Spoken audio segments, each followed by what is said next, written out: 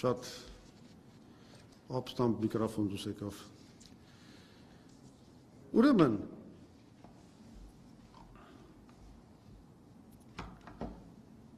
ասում եմ ձեզ, ավելի լավ էր ինքը պատասխաներ, քան չպատասխաներ։ Չպատասխանելը ամենասարսափելի ընտրանքներ։ Չպատասխանելը բերեց պատերազմը, լեգիտիմացրեց այդ պատերազմը ամբողջ միջազգային հանրության աչքերում, որտեղ Ադրբեջանը ասում է, այս մարդը չի ուզում բանակցել։ Լեռնային Ղարաբաղի խնդիրը բանակցություններով լուծման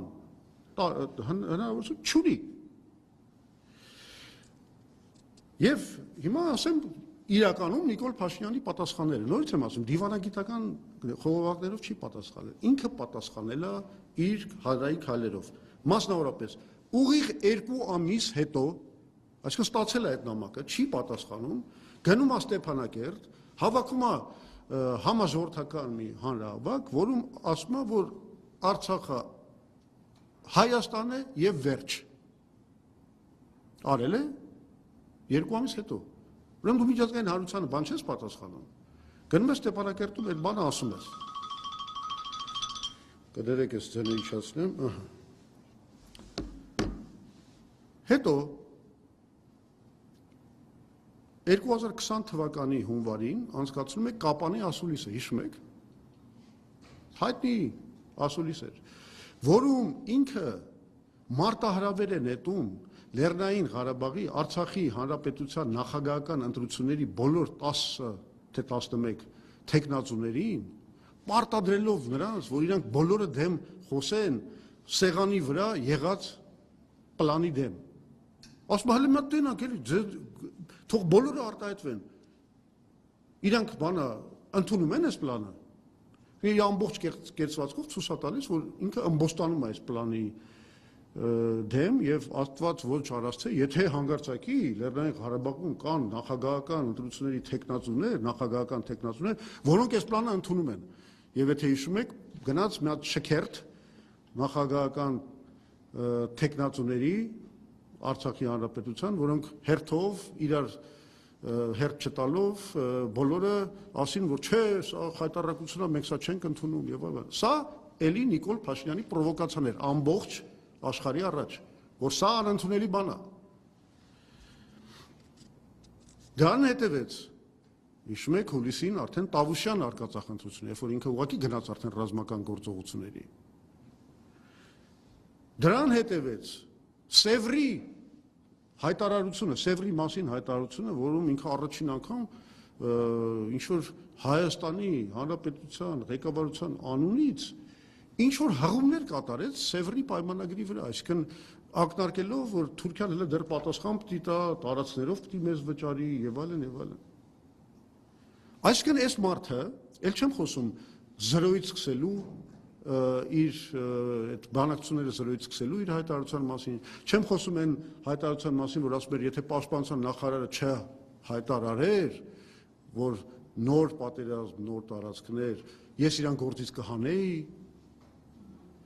Այսինքն այդ մարդը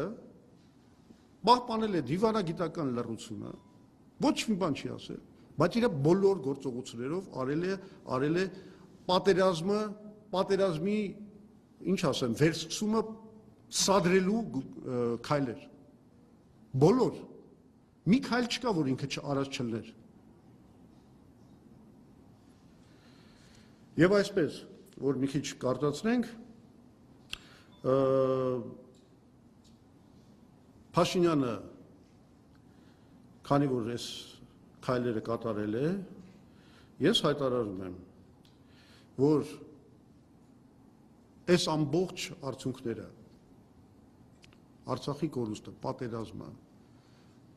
հետագա 10 բախումները Ադրբեջանի հետ, մեր ստրատեգիական բարձունքների կորուստը, եւ այս չդադարող այս բանի կապիտուլյացիայի, այս գործընթացի միակ պատասխանատուն դա Նիկոլ Փաշինյանն է, եւ դրանք բոլորը հետևանք են իր ստոր, անբարոյական, տգետ եւ պատեհապաշտ քաղաքականության։ Սա շատ կարևոր բացահայտում էր, որովհետև սա թույլ է տալիս մեր ժողովրդին ընտրություններից առաջ լիակատար եւ լիարժեք պատկերացում ունենալ, թե ինչպես է Նիկոլ Փաշինյանը կառավարել մեր երկիրը եւ ինչպես է ինքը դարձել այս աղետի հեղինակը եւ գլխավոր ճարտարապետը։ Ես հուսով եմ, որ մեր ժողովուրդը կանի համապատասխան կվերցնի համապատասխան դասերը, կհասկանա ինչ է կատարվել եւ մենք սա երբեք չենք թողի, որ այս թեման քնի։ Սա, ասեմ ձեզ, ամենակարևոր բանն էր, որ եղավ Նիկոլ Փաշինյանի բացահայտման իր այդ բնավորության, իր կառավարման շրջանի բացահայտման առումով։ Եվ ամենակարևորը, այն մարդը, որ սա արել է, այն մարդը, որ մեզ տարել է պատերազմի ուղղությամբ, 10 ռազմական բախում ունեցել է Ադրբեջանի հետ իր 7.5 կառավարման տարիներին, այսօր մեր ժողովրդին ասում է, որ ինքը խաղաղություն է բերել։ Այդտեղ էլ է ստում։ Բայց այդ ստերը մեկ այլ հանդիպման կամ ասուլիսի կամ հարցազրույցների թեմա կլինեն։ Ես ուզում եի այսքանը ներկայացնել ձեզ եւ սիրով պատրաստ եմ պատասխանել ձեր հարցերին։